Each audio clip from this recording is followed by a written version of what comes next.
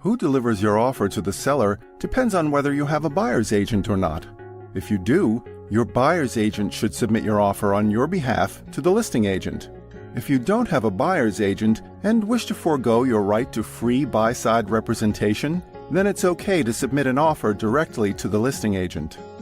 Your real estate agent will typically deliver your offer to the seller through the seller's agent.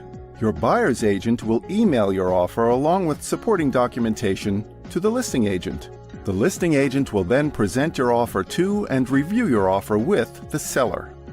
If you don't have a buyer's agent, you can submit your offer directly to the listing agent, who can represent both you and the seller under dual agency. However, this isn't recommended, as you'd be turning down the opportunity to have a buyer's agent guide and advise you for free. If you're buying a house for sale by owner, then you or your real estate agent can submit your offer directly to the seller. If you don't have a buyer's agent, you may be able to negotiate a discount on an FSBO listing by working directly with the owner, since they will be saving on the typical real estate commission in New York City of 6% of the sale price. Can you back out after delivering your offer?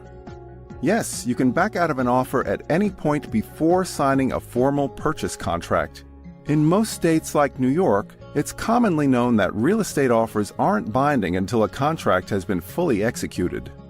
However, you should be careful about signing any sort of offer submission form given to you by the listing agent. If you do sign an offer to purchase form or any other customized offer submission form, you can make yourself vulnerable to a lawsuit if you back out of an accepted offer down the road.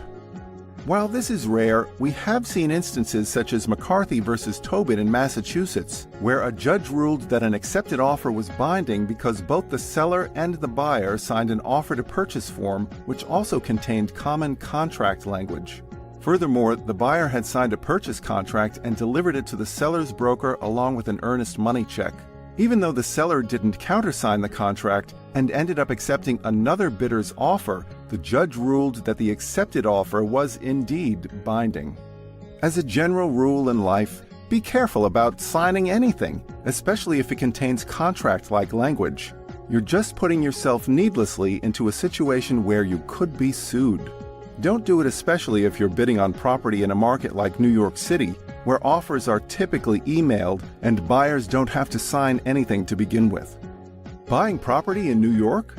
Learn more about how you can save thousands on your closing costs through a Hauseit buyer closing credit at www.hauseit.com.